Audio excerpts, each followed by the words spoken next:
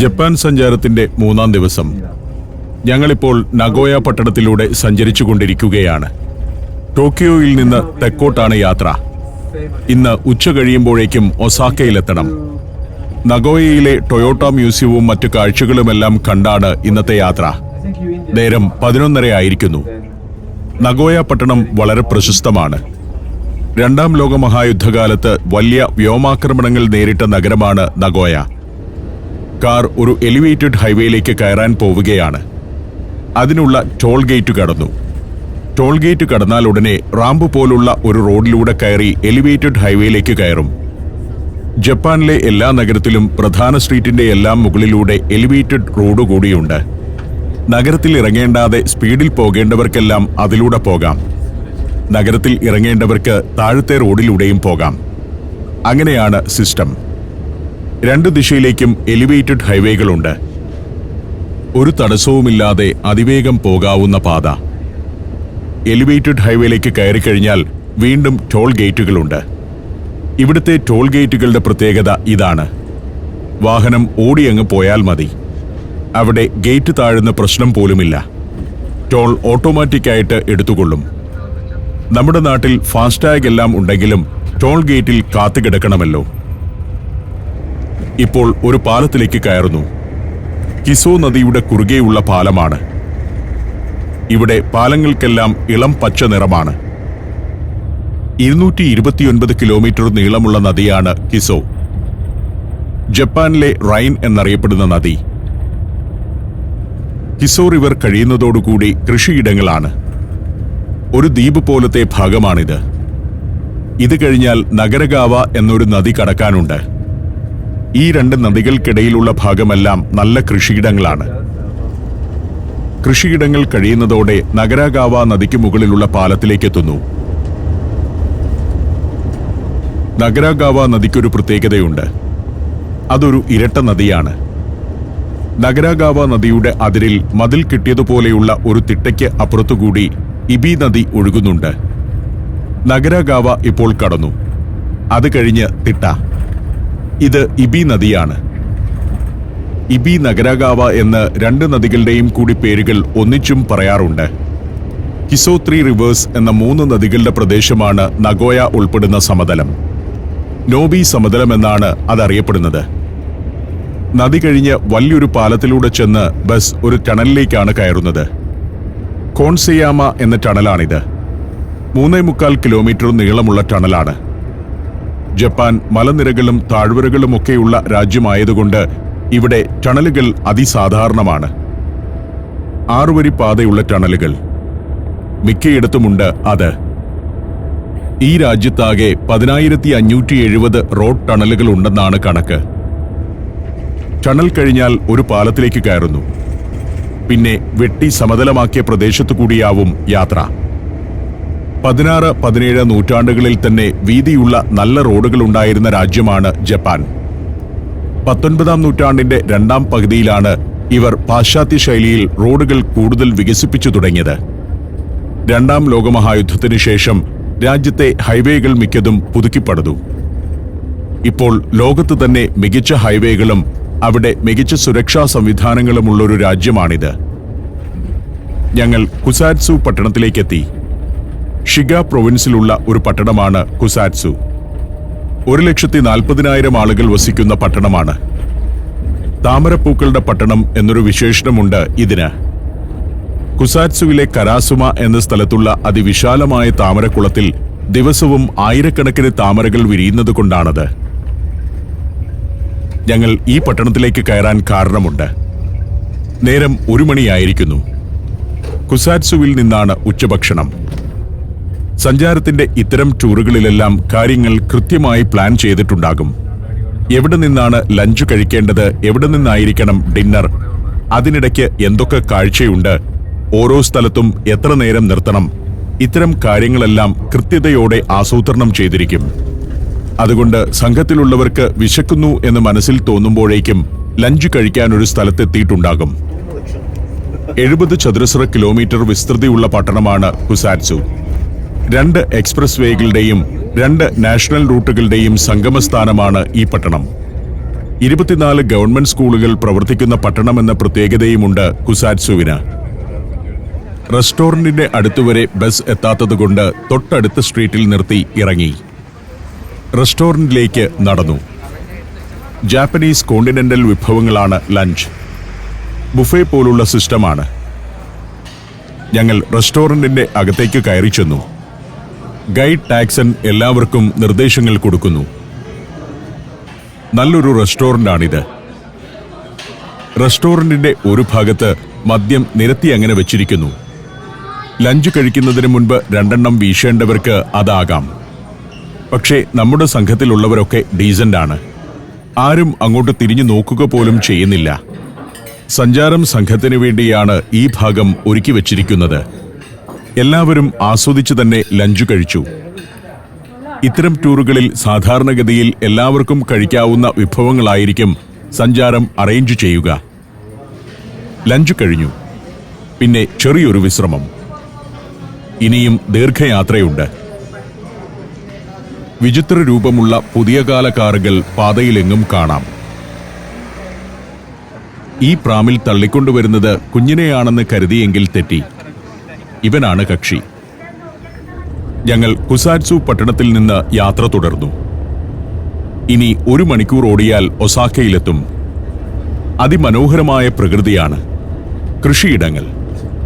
ഓരോ പട്ടണത്തോടും ചേർന്നു തന്നെ കൃഷിയിടങ്ങളുണ്ട്. പട്ടണത്തിനകത്ത് തന്നെ കൃഷി നടക്കുകയാണെന്ന് തോന്നും. വളരെ പ്ലസന്റായ കാലാവസ്ഥയാണിന്ന്. രാവിലെ ഒരു ചാറ്റൽ മഴ ഉണ്ടായിരുന്നെങ്കിലും ഇപ്പോൾ കാലാവസ്ഥ നന്നായിരിക്കുന്നു. കുസാറ്റ്സു പട്ടണത്തിന്റെ പ്രാന്തഭാഗങ്ങളാണ് ഇതൊക്കെ. ധാരാളം വ്യവസായശാലകളും വാണിജ്യ കേന്ദ്രങ്ങളുമെല്ലാം വഴിയോരങ്ങളിൽ കാണാം. ചെറിച്ചെടി പൂത്തു നിൽക്കുന്ന വഴിയോരങ്ങൾ. ആ കാഴ്ചകൾ അങ്ങനെ കണ്ടിരിക്കെ ജപ്പാനിലെ വിചിത്രമായ ചില രീതികളും ആചാരങ്ങളുമൊക്കെയാണ് എൻ്റെ ഉള്ളിൽ. താണുവണങ്ങലിന്റെ ആശാന്മാരാണ് ജപ്പാൻകാർ. നമ്മൾ എവിടെ ചെല്ലുമ്പോഴും കാണുന്നവർ ശിരസ്സു കുനിച്ച് ഒന്ന് വണങ്ങും. ശരീരം എത്രത്തോളം മുന്നോട്ട് വളയുന്നോ അത്രത്തോളം ആദരം കൂടുന്നു എന്നാണ് ഇവരുടെ വിശ്വാസം. നൂഡിൽസ് കഴിക്കുമ്പോൾ വായിൽ നിന്ന് ശബ്ദമുണ്ടാക്കുന്നതാണ് മറ്റൊന്ന്. ഭക്ഷണം കഴിക്കുമ്പോൾ വായിൽ നിന്ന് ശബ്ദമുണ്ടാക്കുന്നതിന് എതിരാണല്ലോ നമ്മൾ. എന്നാൽ ഒരു ജപ്പാൻകാരൻ അങ്ങനെ ശബ്ദമുണ്ടാക്കിക്കൊണ്ട് ഭക്ഷണം കഴിച്ചാൽ അയാൾ തൃപ്തനായി എന്ന് കരുതിക്കൊള്ളണം. 4 എന്ന അക്കത്തോട് വലിയ താല്പര്യമില്ലാത്തവരാണ് ഇന്നാട്ടുകാർ. 4 മരണത്തിന്റെ സംഖ്യയാണെന്നാണ് വിശ്വാസം. അതിനാൽ കെട്ടിടങ്ങളിൽ 4-ാം നിലയ്ക്ക് ഇവർ 5 എന്ന് നമ്പർ കൊടുത്തുകളയും. 4 എണ്ണമുള്ള സമ്മാനങ്ങളൊന്നും ജപ്പാൻകാർ പരസ്പരം കൈമാറുകയുമില്ല. കുസാറ്റ്സുവിൽ നിന്ന് ഏതാണ്ട് 1 മണിക്കൂർ യാത്രയുണ്ട് ഒസാക്കയിലേക്ക്. ഒസാക്ക ഒരു വൻ നഗരമാണ്.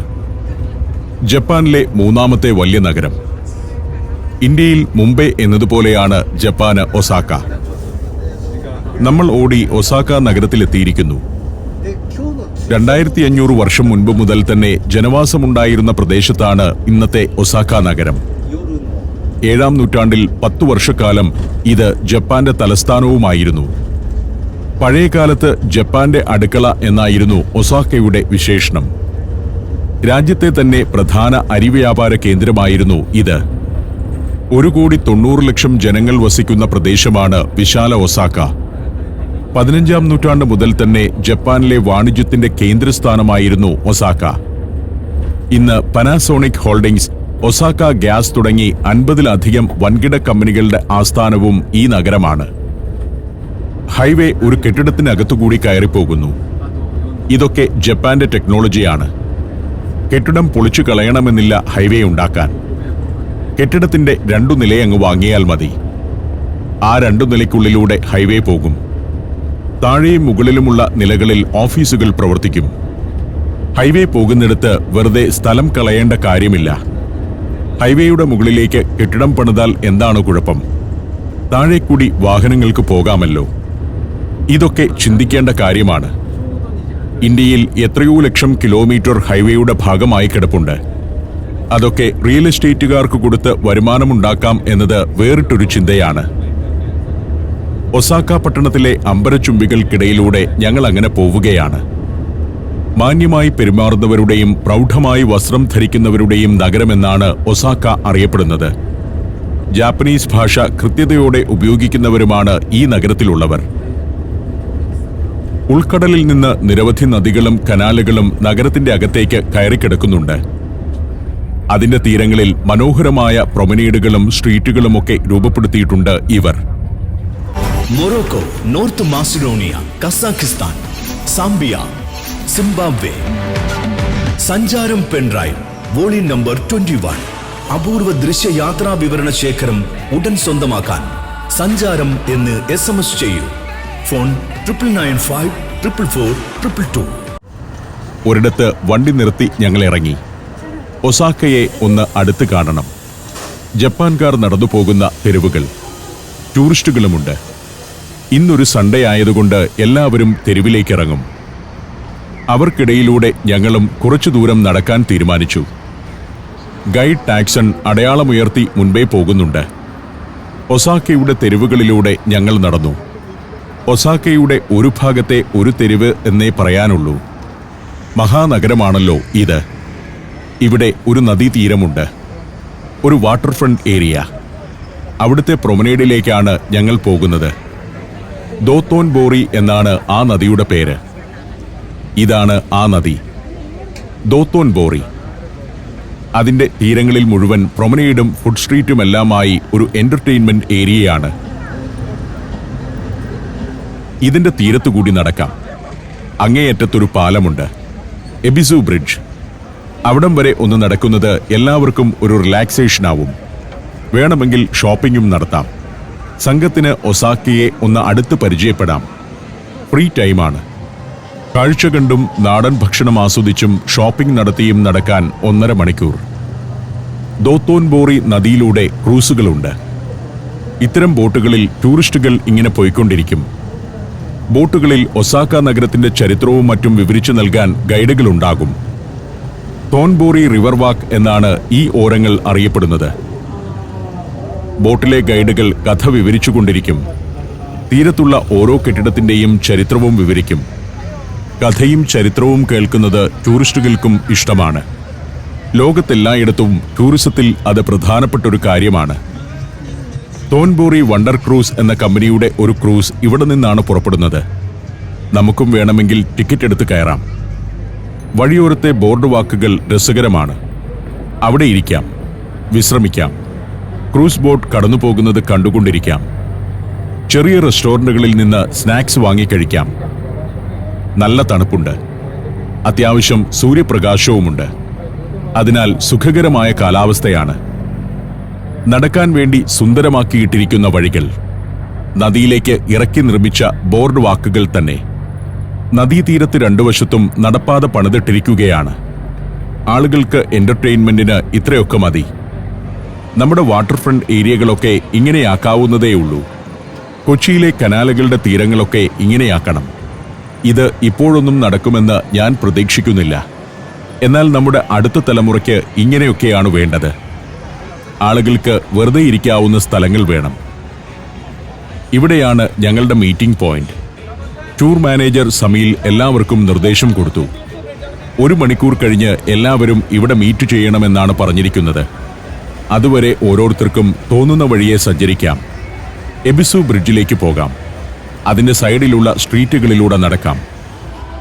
ഇതാണ് ഇവിടുത്തെ എബിസു ടവർ ഫെറീസ് വീൽ, ഒരു ഉല്ലാസ ഗോപുരം. ഒരു ഫെറീസ് വീലിലേക്കുള്ള എൻട്രൻസ്. അവിടെയൊക്കെ പോകാം. എന്റെ കൂടെയുള്ള കുറെ പേർ അങ്ങോട്ട് പോയി. കുറച്ചുപേർ എബിസു ബ്രിഡ്ജിലെ കാഴ്ചകളിലേക്കും. ഒരു ഗൈഡ് നഴ്സറി കുട്ടികളെ എന്ന പോലെ ടൂറിസ്റ്റുകളെ കൊണ്ട് പാട്ടുപാടിക്കുന്നു, കൈകൊട്ടിക്കുന്നു, ആക്ഷൻ സോങ് പാടിക്കുന്നു. ഇതൊക്കെ ചേർന്ന് രസകരമാണ് ഇവിടുത്തെ ക്രൂസുകൾ. ടൂറിസ്റ്റുകൾ പ്രായമായവർ പോലും കുട്ടികളായി മാറുന്ന നിമിഷങ്ങൾ. അവർ ഫെറീസ് വീലിന് അടുത്തു കൊണ്ടുപോയി നിർത്തി. ഇവിടെ കയറി കാഴ്ച കാണാനുള്ള സമയം കൊടുക്കുകയാണ്.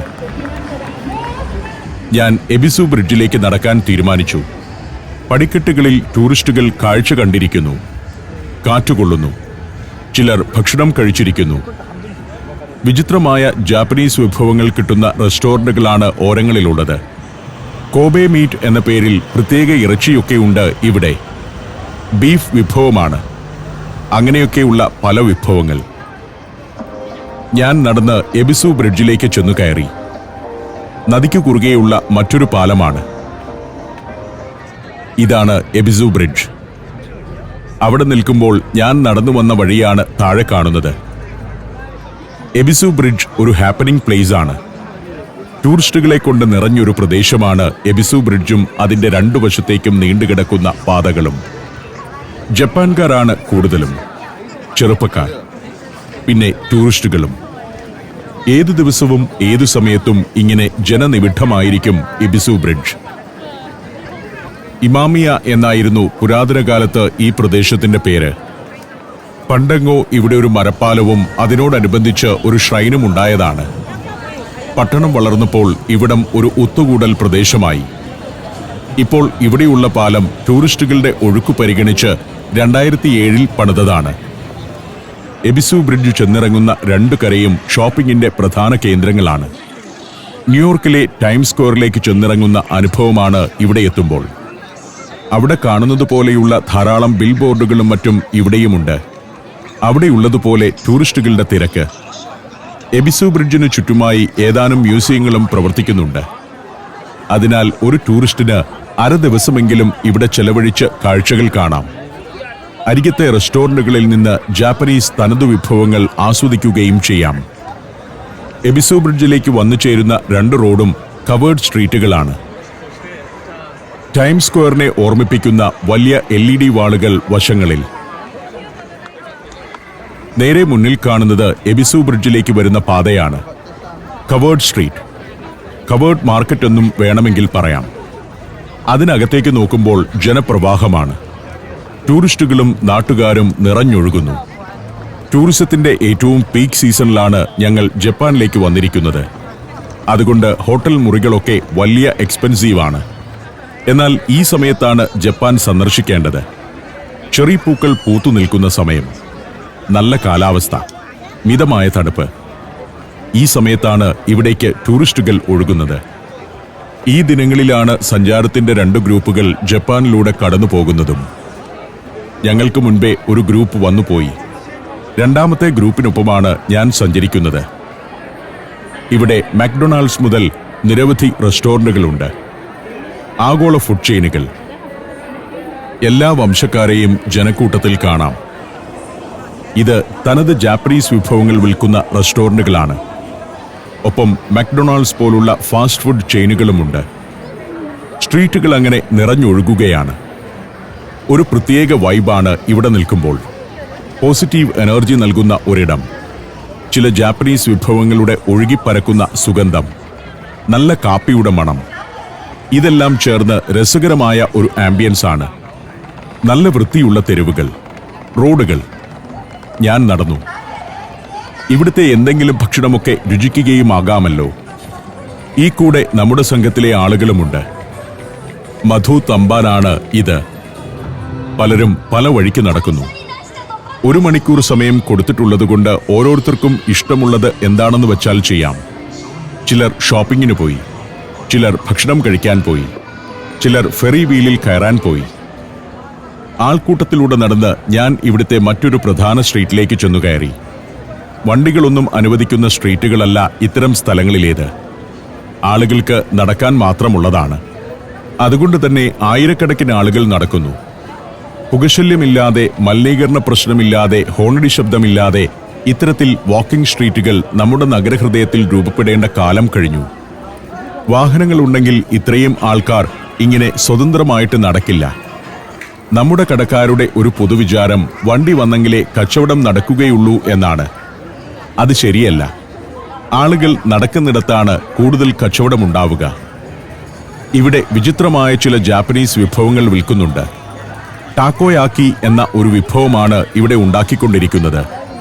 പ്രോൺസ് ഉള്ളിൽ വെച്ച് മാവ് കൊണ്ട് പൊതിഞ്ഞെടുക്കുന്ന ഒരു വിഭവമാണ് ടാക്കോയാക്കി.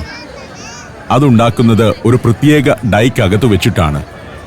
വഴിയോരങ്ങളിൽ അതിങ്ങനെ ഉണ്ടാക്കിക്കൊണ്ടിരിക്കുന്നത് കാണാം. അതുപോലെ തന്നെയാണ് കോബെ ബീഫും വാഗ്യു ബീഫും. ഇത് വാഗ്യു ബീഫാണ്. ഏറ്റവും രുചികരമായ ബീഫ് വാഗ്യൂ ബീഫാണത്രേ. ആ ബീഫ് ഇതുപോലെ തന്നെ മാവിനകത്ത് വെച്ച് ഉണ്ണിയപ്പം ഉണ്ടാക്കുന്നത് പോലെ ഉണ്ടാക്കുന്നു. മധുരമില്ലാത്ത ഉണ്ണിയപ്പത്തിനകത്ത് ഇറച്ചി വെച്ചാൽ എങ്ങനെ ഉണ്ടാകും? അതുപോലത്തെ ഒരു വിഭവമാണിത്. ഞാനത് വാങ്ങാൻ തീരുമാനിച്ചു. അതീവ രുചികരമാണെന്നാണ് കേട്ടിരിക്കുന്നത്. ഏതാണ്ട് $5 വില. അത് ഇത്രയും എണ്ണം കിട്ടുമെന്ന് ഞാൻ ഓർത്തില്ല. അതിനുമേൽ കുറച്ച് സോസും, പലതരം സോസ്. എന്താണെന്ന് വെച്ചാൽ ഒഴിക്കട്ടെ എന്ന് ഞാൻ വിചാരിച്ചു. അതുകൂടിയുണ്ടെങ്കിലേ വാഗ്യൂ ബീഫിന് രുചിയുള്ളൂവെങ്കിൽ എന്തു ചെയ്യും? പിന്നെ എന്തൊക്കെയോ പൊടികൾ കുടഞ്ഞിടുന്നു. സവാളയോ മറ്റോ കൊത്തിയരിഞ്ഞതുമുണ്ട്.